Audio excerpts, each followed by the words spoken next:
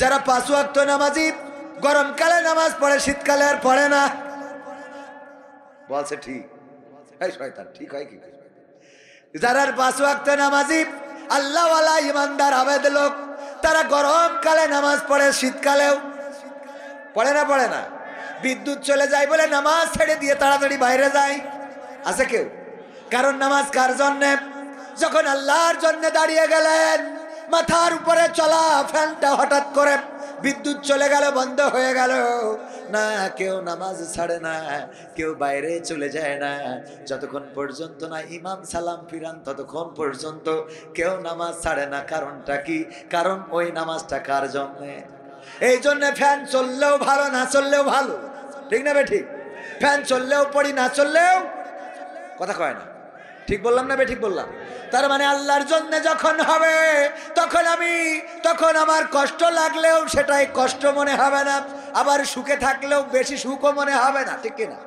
যা হয়েছে তা তো আল্লাহর জন্যে। ও আমার ভাইয়েরা, ব্যাংকে যারা চাকরি করে কোটি কোটি টাকার লেনদেন করা লাগে, এই জন্য ওর শরীরটা খারাপ হয়ে যায়। মানুষের এত টাকা, আমার এত টাকা নাই কেন? হয় না কেন? হয়, শরীর খারাপ হয়। ব্যাংকে যারা চাকরি করে ওদের শরীর খারাপ হয় যে ওর এত টাকা, কোটি কোটি টাকা, আর তো নাই, এই শরীর খারাপ হয়? হয় না। কারণ কি? কারণ মনে করেই নেছে এ টাকায় আমার কোনো মানে কি নেই, এটাই কোনো অংশীদার নেই, এ টাকা আমার কোনোদিন হবেও না, হওয়ার সম্ভব না, সুতরাং টেনশনও কিছু নেই, কোটি কোটি টাকার লেনদেন করতেছে, কোনো অসুবিধা নেই, ঠিক না বেঠিক? কারণ টাকা অন্য মালিকের। কথা কি বোঝা গেছে? এই জন্য ওদের শরীর খারাপ করে না। আবার ব্যাংকে যারা চাকরি করে, সরকার চেঞ্জ হইলেও পালানো লাগে, কারণ ওই টাকা জনগণেরও মনেই করি না সেটা জনগণের, এই জনগণের হিসাব দেয়া লাগে, চাইলেই মেরে খাওয়া যায় না।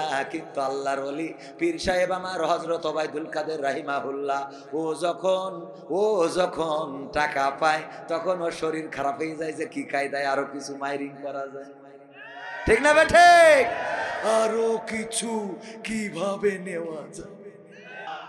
আমাদের যেই দিন ফুরাবে সেটা যদি দিনের আলোতেও হয়, তাও আমাদের জীবনে গহীন রাত নেমে আসবে, এই চোখে আর দিনের আলো দেখা যাবে না, দেখা যাবে না।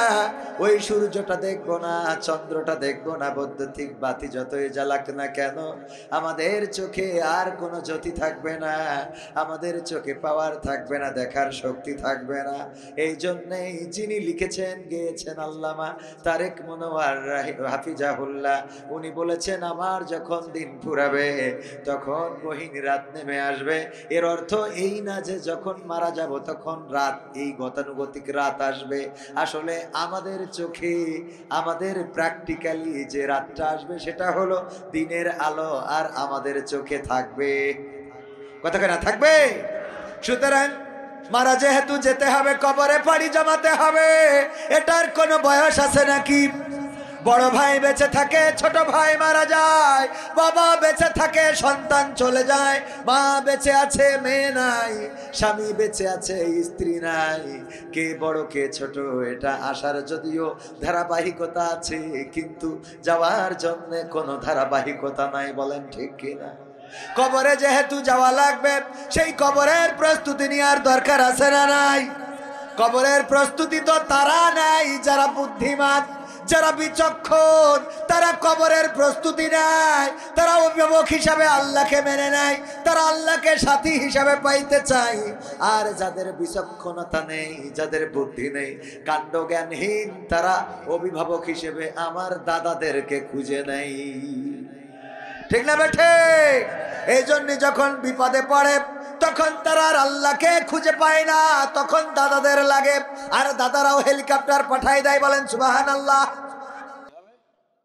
ও ঠিক আছে তো, কেউ কয় আলহামদুলিল্লাহ। ও আমার ভাইরা, এই জন্য অভিভাবক যদি আল্লাহকে মানা হয়, আপনি হাসপাতালের বিছানায় গেলেও আল্লাহ সেখানে আছে না নাই? হাসপাতালের বিছানা থেকে যদি আল্লাহকে ডাকেন, ওগো আল্লাহ যন্ত্রণা সইতে পারি না, তুমি ছাড়া এই যন্ত্রণা কে দূর করে দেবে? আমার আল্লাহ ওখান থেকে আওয়াজ শোনেন। যদি মসজিদে এসে ডাকেন তাও আওয়াজ শোনেন, যদি ঘরের কোণা থেকে ডাকেন তাও আওয়াজ শোনেন, যদি আপনি মাঠের মধ্য থেকে ডাকেন, ফাঁকা মাঠ যেখানে কেউ নাই সেখান থেকেও আল্লাহ আওয়াজ শুনতে পায় না, পায় না। ডেকেছিলেন ইউনূস আলাইহিস সালাম। মাছের পেটের মধ্যে যখন চলে গেলেন বললেন লা ইলাহা ইল্লা আনতা সুবহানাকা ইন্নী কুনতু মিনাজ জালিমিন। ডাক শুনেছেন কে? ডাক শুনেছেন কে? আল্লাহ বললেন ওগো ইউনূস, আমি তোমার ডাকে সাড়া দিলাম। তুমি এমন জায়গা থেকে চিৎকার করেছো যেই জায়গা থেকে পৃথিবীর কোনো মানুষ তোমার আওয়াজ শুনতে পাবে না। এক হলো রাতের অন্ধকার ছিল, দ্বিতীয় ছিল পানির অন্ধকার, আর 3 নম্বর অন্ধকার ছিল মাছের পেটের অন্ধকার। ওই মাছের পেটে গভীর পানির মধ্য থেকে রাতের অন্ধকারে যখন তুমি আমাকে ডেকেছো, পৃথিবীর কোনো মানুষ তোমার ডাক শোনে নাই। নরেন্দ্র মোদী শুনতে পায় নাই, বাইডেন ডোনাল্ড ট্রাম্প শোনে নাই, খালেদা জিয়া শেখ হাসিনা শোনে নাই, তোমার অন্য কোনো পৃথিবীর কোনো মানুষ কোনো নেতা কর্মী শোনে নাই। যখন তুমি ডেকেছো 7 আসমানের উপর থেকে আরশে আজিম থেকে আমি আল্লাহ তোমার ডাক শুনলাম, আর মাছের পেটের মধ্যে যন্ত্রণা বাড়িয়ে দিলাম। মাছ তোমাকে আবার নিরাপদ জায়গায় উগরে দিয়ে রেখে আসলো। সবাই জোরে জোরে বলেন সুবহানাল্লাহ। আল্লাহকে ডাকলে পাওয়া যায় না, যায় না। ইব্রাহিম আলাইহিস সালাম ডেকেছিলেন কাকে? আল্লাহকে ডাকলেন, আগুনে ফেলা হলো। ফেরেশতারা এসে বললেন ওগো ইব্রাহিম, তোমাকে আগুনে ফেলবে এটা তো আমরা মানতে পারি না, এসেছি সহযোগিতার জন্য। ইব্রাহিম আলাইহিস সালাম বললেন ওগো আল্লাহর ফেরেশতারা, আল্লাহ কি তোমাদের পাঠিয়েছেন নাকি তোমরা নিজেরা ইচ্ছা করে এসেছো? ফেরেশতারা বলল আল্লাহর কাছে অনুমতি চেয়েছিলাম, আল্লাহ যেতে দাও তোমার খলিলের, তোমার বন্ধুর সহযোগিতা করার জন্য যেতে দাও। আল্লাহ রাব্বুল আলামিন আমাদের অনুমতি দিয়েছেন, তবে বলেছে আমার বন্ধুর কাছে আগে জিজ্ঞাসা করবা তার সাহায্যের প্রয়োজন আছে কিনা, যদি থাকে তবে কইরো, যদি না থাকে চলে এসো। ইব্রাহিম আলাইহিস সালাম বললেন ওগো ফেরেশতারা, তোমরা আমাকে কি সাহায্য করবা? আমার কষ্ট দেখে তোমাদের কষ্ট লেগেছে। ফেরেশতারা বলে ওগো আল্লাহর নবী, ওগো ইব্রাহিম, আপনার এই কষ্ট দেখে আসমানের ফেরেশতাগুলো কান্না শুরু করে দিয়েছে। আল্লাহর নবী বললেন ওগো ফেরেশতারা, তোমরা ফিরে যাও সেই রবের কাছে যেই রব তোমাদের থেকে আমার অবস্থা, ওই রবই আরো বেশি ভালো জানেন। বলেন সুবহানাল্লাহ। ফেরেশতাদের চেয়ে ভালো জানেন কে? আল্লাহই ভালো জানেন। সুতরাং চলে যাও আল্লাহর কাছে। আমার আল্লাহ যদি চান আমাকে রক্ষা করবেন, আর আল্লাহ যদি না চান তাহলে আমাকে রক্ষা করবেন না। আল্লাহর জন্য মরতেও পারি, আল্লাহর জন্য বাঁচতেও পারি। আমরা আল্লাহ রাব্বুল আলামিন সুন্দর করে শিখিয়ে দিয়েছেন, ইন্না সালাতি ওয়া নুসুকি ওয়া মাহইয়ায়া ওয়া মামাতি লিল্লাহি রাব্বিল আলামিন। আমার আল্লাহ বলছেন বলো, নিশ্চয় আমার নামাজ, ইন্না সালাতি ওয়া নুসুকি, আমার কুরবানি, আমার জীবন এবং আমার মরণ সব কিছু বিশ্ব প্রতিপালক আল্লাহর জন্য নিবেদিত। ওগো আমার ভাইরা, আমাদের জীবন আমাদের মরণ যদি আল্লাহর জন্য নিবেদিত হয়ে যায়, তাইলে আমরা দুনিয়ায় কষ্টে থাকলেও সুখে থাকবো, আমরা সুখে থাকলেও সুখে থাকবো, আমাদের অসুস্থ হইলেও ভালো লাগবে, সুস্থ থাকলেও ভালো লাগবে। কারণ আমাদের সবকিছু যখন আল্লাহর জন্য হয়ে যায়, তখন আর দুঃখ কষ্ট বলতে কিছু থাকে কত কয় না থাকে। আমরা নামাজ পড়তে যাই, যারা 5 ওয়াক্ত নামাজি, গরমকালে নামাজ পড়ে, শীতকালে আর পড়ে না। বলছে ঠিক, এই শয়তান ঠিক হয় কি? যারা 5 ওয়াক্ত নামাজি, আল্লাহওয়ালা ইমানদার আবেদ লোক, তারা গরমকালে নামাজ পড়ে, শীতকালেও পড়ে না। বিদ্যুৎ চলে যায় বলে নামাজ ছেড়ে দিয়ে তাড়াতাড়ি বাইরে যায়, আছে কেউ? কারণ নামাজ কার জন্যে? যখন আল্লাহর জন্য দাঁড়িয়ে গেলেন, মাথার উপরে চলা ফ্যানটা হঠাৎ করে বিদ্যুৎ চলে গেল, বন্ধ হয়ে গেল না, কেউ নামাজ ছাড়ে না, কেউ বাইরে চলে যায় না, যতক্ষণ পর্যন্ত না ইমাম সালাম ফিরান ততক্ষণ পর্যন্ত কেউ নামাজ ছাড়ে না। কারণটা কি? কারণ ওই নামাজটা কার জন্যে? এই জন্য ফ্যান চললেও ভালো, না চললেও ভালো, ঠিক না ঠিক? ফ্যান চললেও পড়ি, না চললেও, কথা কয় না, ঠিক বললাম না ঠিক বললাম? তার মানে আল্লাহর জন্য যখন হবে তখন আমার কষ্ট লাগলেও সেটাই কষ্ট মনে হবে না, আবার সুখে থাকলেও বেশি সুখও মনে হবে না, ঠিক কিনা? যা হয়েছে তা তো আল্লাহর জন্য।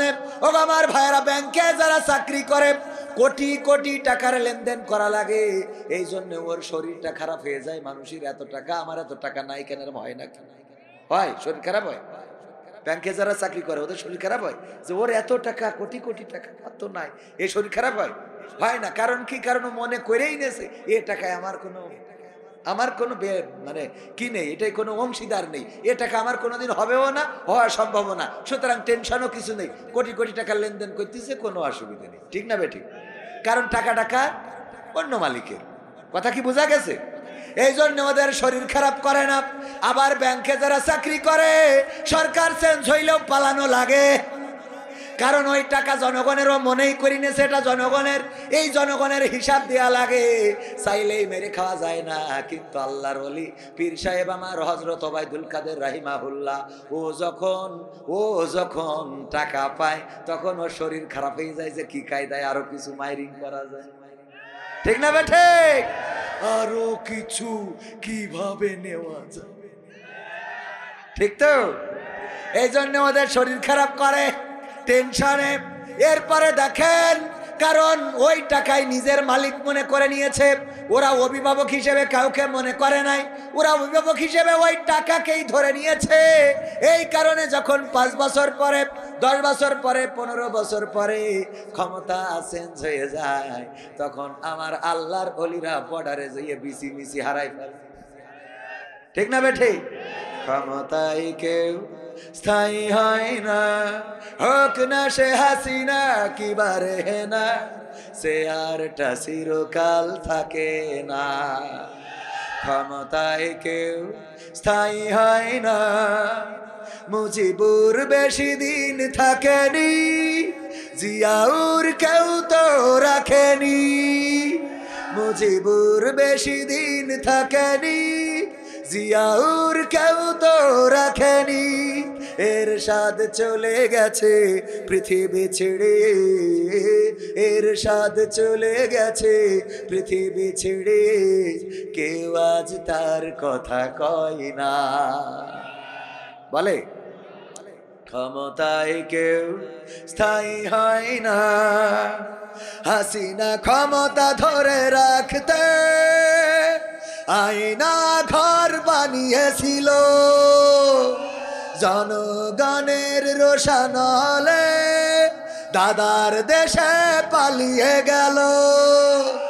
হাসিনা ক্ষমতা ধরে রাখতে আয়না ঘর বানিয়েছিল, জনগণের রোশানলে দাদার দেশে পালিয়ে গেল। ডিবি হারুনের পাশে আর, ডিবি হারুনের পাশে আর পরিমণিদের দেখা যায় না।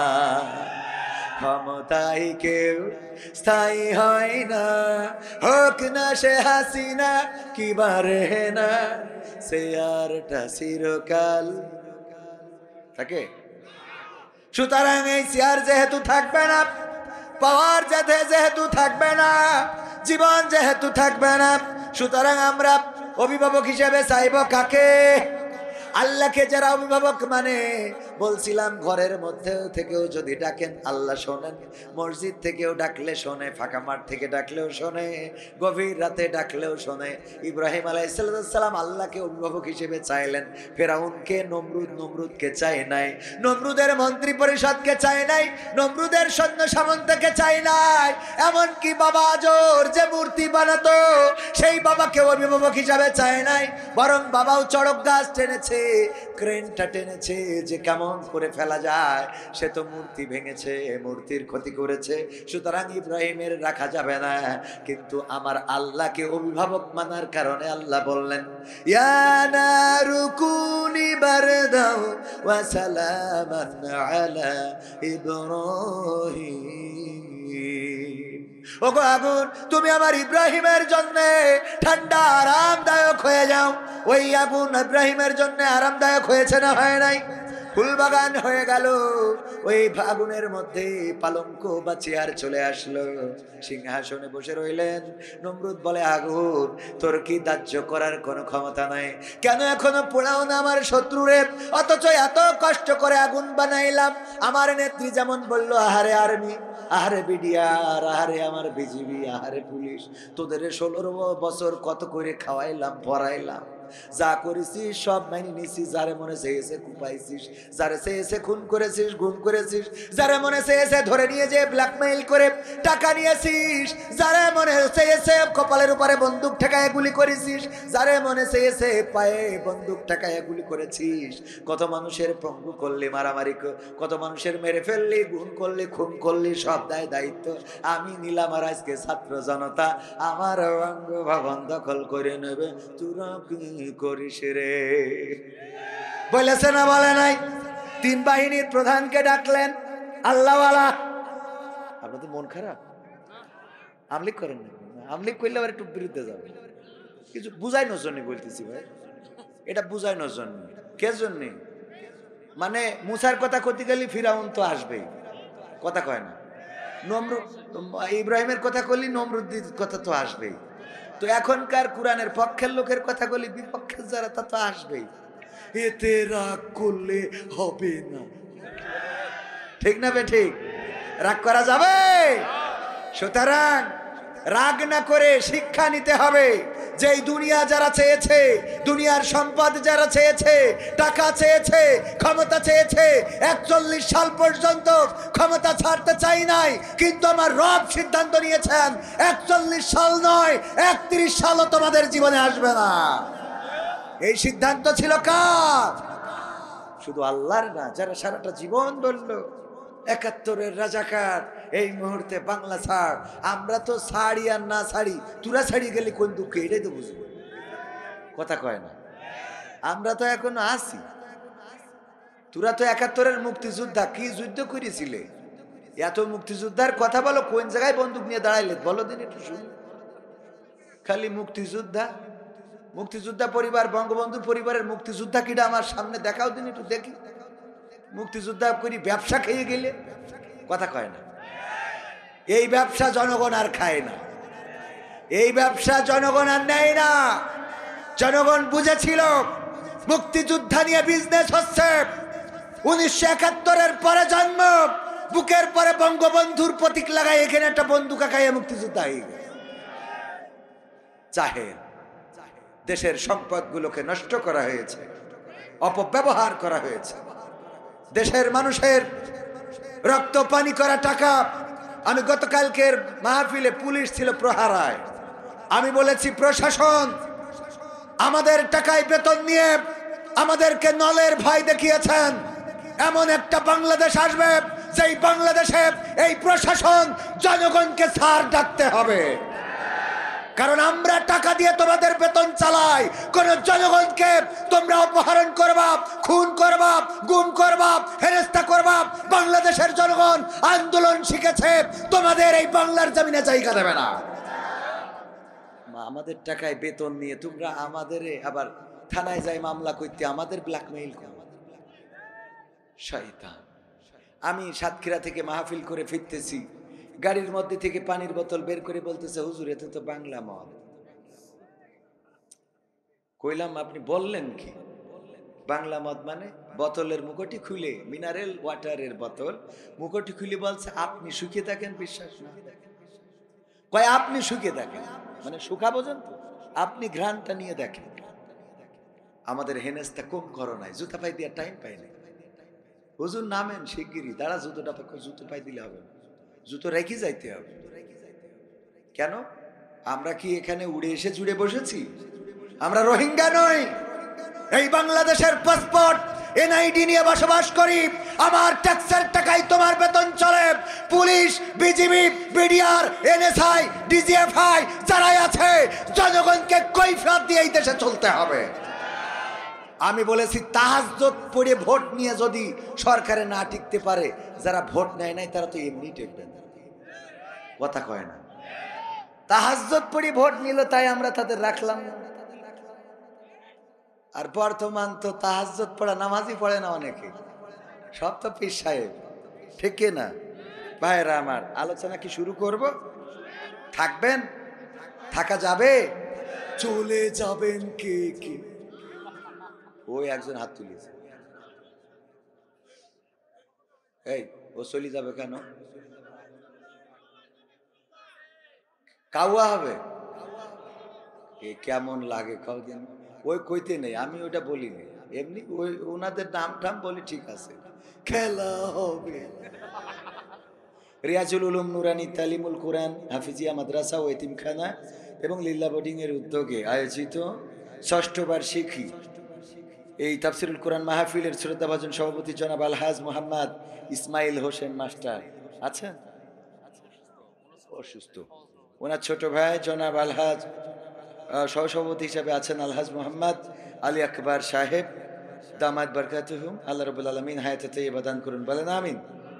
আলোচনা করেছেন হযরত মাওলানা কারি মোহাম্মদ বেলাল আহমেদ সাহেব, এবং আমার আগে আলোচনা করেছেন উত্তরবঙ্গের আলোড়ন সৃষ্টিকারী বিশিষ্ট ইসলামী চিন্তাবিদ। আমার তো মনে হচ্ছিল উনি বাকি সময়টুকু করে দিলে আমরা মোনাজাত করে চলে যেতে পারতাম।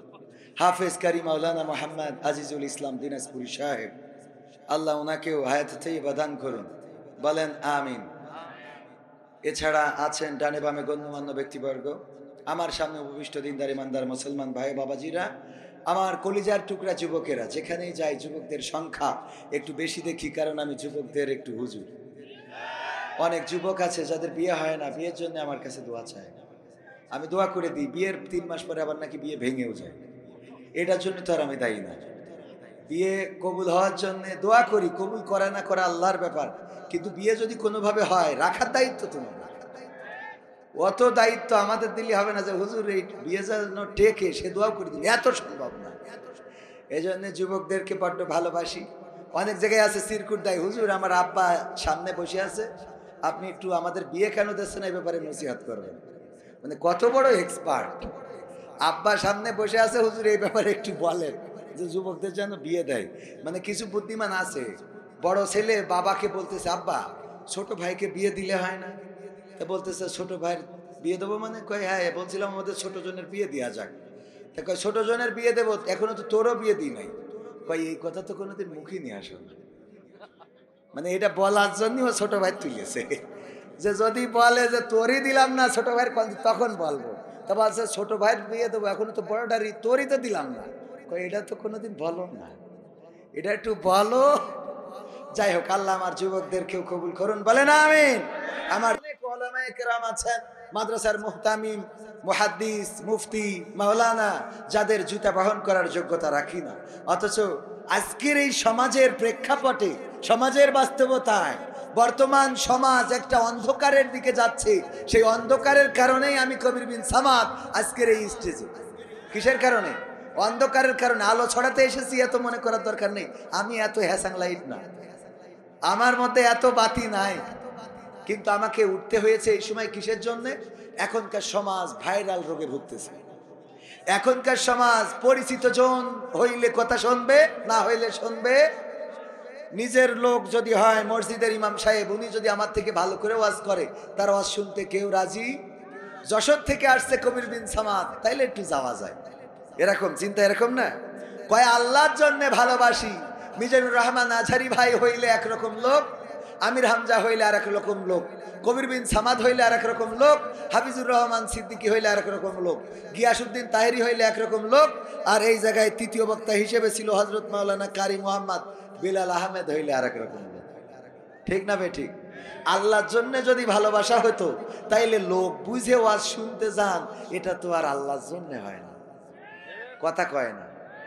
লোক বুঝে যদি ওয়াজ শুনতে যান, তাহলে সেটা আর আল্লাহর জন্যে। নামাজ পড়ি কার জন্যে? নামাজে দাঁড়াইছেন, হঠাৎ করে যদি দেখেন যে ওবায়দুল কাদের ইমামতি করতেছে, নামাজ ছেড়ে দিয়ে চলে আসেন, কথা কয় না, ছেড়ে দিয়ে চলে আসেন। কারণ যেহেতু ওবায়দুল কাদের হাফিজাহুল্লাহ গেছে সামনে, সুতরাং আজকে পড়েই তেশ মেরি যায়, কথা কয় না, আজকে পড়েই শেষ করে যায়। কারণ এটা কার জন্যে? আল্লাহর জন্যে। মসজিদে আজান হয়ে গেছে, আসরের নামাজ, সবচেয়ে অপছন্দের ব্যক্তিটাও যদি ইমামতি করে, তার পিছনে জামাতে দাঁড়ায় না? দাঁড়ায় না। কারণ নামাজটা কার জন্যে? আল্লাহর জন্য যদি হয় ওগো মুসলমানেরা, কবির বিন সামাদ আসলে যেমন লোক হইতে হবে, এই অঞ্চলের তৃতীয় বক্তা আসলেও তেমন লোক হইতে হবে। যদি তাই না হয় তাইলে আপনি বুঝবেন আল্লাহর জন্য আমার হচ্ছে। কথা মনে থাকবে? এবার বুঝে নেন, আমরাও কিন্তু এই অপরাধী আমি 1 নম্বরে, তারপরে আপনারা নাম্বার দেন। উপস্থিত সবাইকে অন্তরস্থল থেকে সালাম জানাচ্ছি, আসসালামু আলাইকুম ওয়া রাহমাতুল্লাহি ওয়া বারাকাতুহু। আমরা আল্লাহর শুকরিয়া আদায় করি যে মহান রব দয়া করে মায়া করে আমাদেরকে মানুষ হিসাবে সৃষ্টি করেছেন। অথচ আল্লাহ চাইলে আমাদের অন্য কোনো প্রাণী করে পাঠাতে পারতেন, এটা একান্ত আল্লাহর এখতিয়ার। যদি অন্য কোনো প্রাণী করে পাঠাতেন, তাহলে যদি বাড়ির সবচেয়ে শখের ছাগলটাও হইতাম, তাও কুরবানির সময় ছুরি চালানো হতো গলায়। ঠিক না বে ঠিক? সবচেয়ে আদরের গরু যেটা, সেই গরু একদিন বাজারে বিক্রি করা হয়। গরুর চোখে পানি মালিককে ছাড়ার অপরাধে ছাড়তে চাচ্ছে না, কিন্তু টাকার জন্যে এই মালিক গরুকে ছেড়ে দেয় না। এমন কি হয়েছে, একটা গরু বা একটা ছাগল বা একটা মোরগ, একটা হাঁস, একটা রাজহাঁস, এই জাতীয় প্রাণী আমরা যাদেরকে ভালোবাসি, ভালোবেসে আমরা তাদেরকে জীবনের শেষ দিন পর্যন্ত রেখে দিছি, বুড়ো হয়ে মারা গেছে, একটাও কি হয়েছে? কথা কয় না। সবচেয়ে বেশি বাছুর যে গরুটা দিল, এই গাই গরুটাও যখন আর বাছুর দেওয়ার সক্ষমতা থাকে না, তখন যে ওইটা আল্লাহর নামে কুরবানি। কথা কয় না? ঠিক না বে ঠিক? যে তোর এখন আর শেষ, আর যেহেতু হচ্ছে না, তাইলে এবার তোর দিয়ে সোয়াবের লাইনি হাঁট। কথা কয় না? আল্লাহ চাইলে আমাদের এরকম কোনো প্রাণী করে পাঠাতে পারতো না? শিয়াল চেনেন আপনারা? শিয়াল দিনের আলোতে কি বের হয়? কারণটা কি? কি অপরাধ? কোন কারণে? কোন অপরাধে? আপনি তো মুরগিই পোষেন না, আপনার মুরগি তো ধরা দূরের কথা, আপনি তো পোষেনই না। এরকম আছে না নাই? অথচ ওই শিয়াল যদি দিনের আলোয় বের হয়, যার মুরগিও নেই, সেও শিয়ালের কিছু নেই, এই ধর মার। ঠিক না বে ঠিক? অপরাধটা কি? আমি কই অপরাধটা কি শিয়ালের? এভাবেই আল্লাহ জেনারেশন রক্ষা করার জন্য তৈরি করে রেখেছে। ইঁদুর আর বিড়াল, ইঁদুর খায় একরকম খাদ্য, বিড়াল খায় আর একটা। ইঁদুরের কাজ হলো বই টই পড়িতে ওর তেস মেরে থুয়ে দেবে, আর বিড়াল মাছের কাটাকুটি এইগুলো খায়। ঠিক না বেঠিক? কি দুইজনের আল্লাহ শত্রুতা বানায় দিয়েছে, মনে হয় যে ইঁদুর মনে হয় ওর আইল ফাঁকি দেনেছে, ওর ভিটে লিখে নেছে। ঠিক না বেঠিক? ইঁদুরের জন্য ও সব ছাড়িয়ে দিতে রাজি। দুপুরের মানে ঘন্টার পর ঘন্টা ওই ছিদ্র ইঁদুরের গর্তের ওখানে বিড়াল চুপ করে বসে থাকবে, কখন বের হয়, বের হওয়ার সাথে খাপ করে দেবে। ঠিক না বেঠিক? আবার বিড়ালের সাথে কুত্তার শত্রুতা কিসের জন্য? বিড়াল কি কুত্তার ব্যবসা বিজনেসে যে ইতে শাটারে যে ইতে হাতুলতে ঘা পাইতে আইছে? কথা কয় না। কুত্তা বিড়াল দেখলি গাছে উঠে বসে থাকে। আবার এই যে শিয়ালের কথা বললাম, দেখেন শিয়ালের সাথে আমাদের, আমি তো মুরগি পালনই করি না, আপনি মুরগি পালন করেন না, আপনার মুরগি ধরবেটা কি করে? অথচ যদি দিনের আলোতে কোনো শিয়াল বের হয়, আপনার হাতে লাঠি না থাকলে খুঁজবেন কনে কোন ডেলা আছে, মারতে হবে শিয়ালের। আল্লাহ চাইলে এই জাতীয় কোনো প্রাণী করে আমাদের যদি পাঠাতেন, তাইলে আমাদের আলাদা করে আওয়ামী লীগ বিএনপির শত্রু লাগতো না, এ কুত্তা বিলাই দিয়েই সোজা হয়ে যেত। কথা কয় না? ঠিক না বে ঠিক? পুলিশ লাগতো না। সুতরাং শুকরিয়া আদায় করব তার, যে মহান রব আমাদেরকে অন্তত মানুষ বানাইছেন। বলেন আলহামদুলিল্লাহ, আলহামদুলিল্লাহ, আলহামদুলিল্লাহ। বোবা লোকে চলতে পারে, বলতে পারে না। পঙ্গু লোকে বলতে পারে, চলতে পারে না। কানা লোকে শুনতে পারে, দেখতে পারে না। কালা লোকে দেখতে পারে, শুনতে পারে না। তুমি যদি তাদের চেয়ে একটু ভালো থাকো, তবে কেন শুকরিয়াটা আদায় করো না? তবে কেন শুকরিয়াটা আদায় করো না? তবে কেন শুকরিয়াটা আদায় করো না? চোখ দুটো দিল দেখতে তোমার, শুনতে দিল কান, জিব্বা দিল স্বাদ নিতে আর নাকে সুঘ্রাণ। চোখ দুটো দিল দেখতে তোমার, শুনতে দিল কান, জিব্বা দিল স্বাদ নিতে আর নাকে সুঘ্রাণ। এবার তুমি ভেবে দেখো না, এবার তুমি ভেবে দেখো না, কতটা সুখে তাপ। তবে কেন শুকরিয়াটা আদায় করো না? তবে কেন শুকরিয়াটা আদায় করো না? তবে কেন শুকরিয়াটা আদায় করো না? তবে কেন শুকরিয়াটা আদায় করো না? হাত দুটো দিল মারতে তোমার যখন যারা চাও। ঠিক, মারার জন্য দিয়েছে, মন চালি মারতে হবে, ক্ষমা করে দেয়া ভালো। এত মারার কোনো দরকার আছে? তাহলে হাত মারার জন্য দেয় নাই, অন্য কাজে দিয়েছে। হাত দুটো দিল ধরতে তোমার যখন যেটা চাও, যেথাই সেথাই যাওয়ার জন্য দিলেন দুটি পাও। হাত দুটো দিল ধরতে তোমার যখন যাকে চাও, যেথাই সেথাই যাওয়ার জন্য দিলেন দুটি পাও।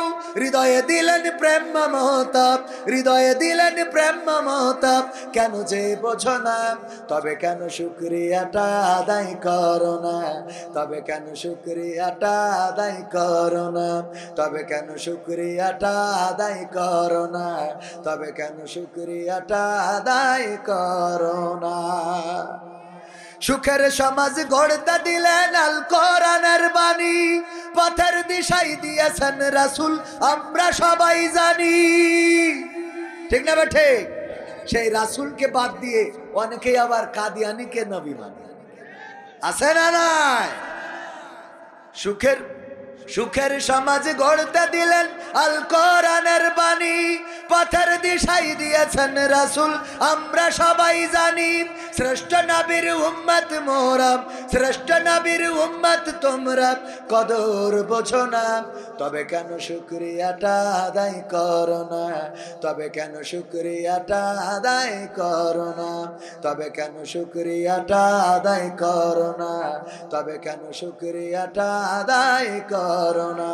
বোবা লোকে চলতে পারে বলতে পারে না, পঙ্গু লোকে বলতে পারে চলতে পারে না, কানা লোকে শুনতে পারে দেখতে পারে না, কালা লোকে দেখতে পারে শুনতে পারে না।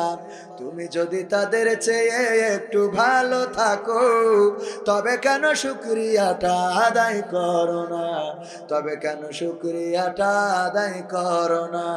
তবে কেন শুকরিয়াটা আদায় করো না?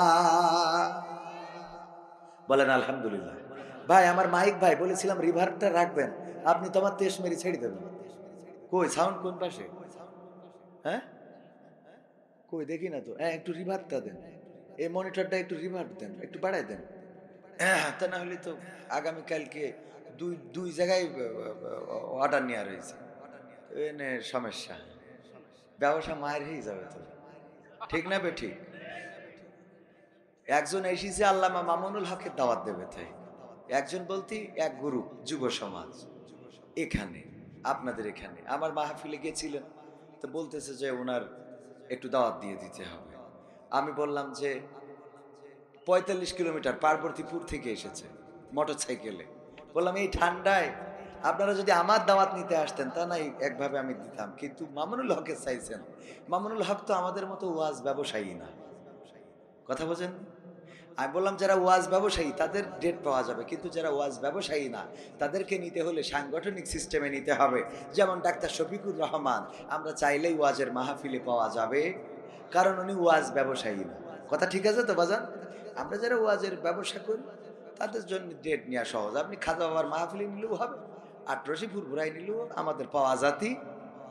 কথা বলে না, কারণ টাকা দিলেই তো গায়। সত্যি না মিথ্যা? তাই সত্যি কথা তো আবার ঠিক করছেন না কেন? কোন যে ঠিক? কি হবে বেঁচে থেকে অযথা বিদ্যা শিখে, যদি না গড়তে পারি শোষণবিহীন সবটাকে? কি হবে বেঁচে থেকে অযথা বিদ্যা শিখে, যদি না গড়তে পারি শোষণবিহীন সমাজটাকে? কি হবে বেঁচে থেকে? কি হবে যুবক নামের বোঝা হয়ে এই ধরাতে, যেখানে মা বোনেরা ধর্ষিতা হয় দিনে রাতে? কি হবে যুবক নামের বোঝা হয়ে এই ধরাতে, যেখানে মা বোনেরা ধর্ষিতা হয় দিনে রাতে? যৌবনের সার্থকতা ঘুচিবে সকল ব্যথা, যৌবনের সার্থকতা ঘুচিবে সকল ব্যথা। পারো যদি বলি দিতে মানুষরূপী পশুটাকে, পারো যদি বলি দিতে মানুষরূপী পশুটাকে? কি হবে বেঁচে থেকে অযথা বিদ্যা শিখে, যদি না গড়তে পারি শোষণবিহীন সমাজটাকে? কি হবে বেঁচে থেকে? কি হবে নামাজি কি হবে লেখালেখি কলমবাজির ওই মহড়া, সমাজের আসল চিত্র যদি না যাই তুলে ধরা। কি হবে টিভি চ্যানেল সাংবাদিকের এই ক্যামেরা, সমাজের আসল চিত্র যদি না যাই ভিডিও করা। যদি ওই ঘুষের বলে কলমটা উল্টো চলে, যদি ওই হ্যালো কলে ক্যামেরা উল্টো বলে, তবে কি যাবে রোখা দুর্নীতিকে? যাবে?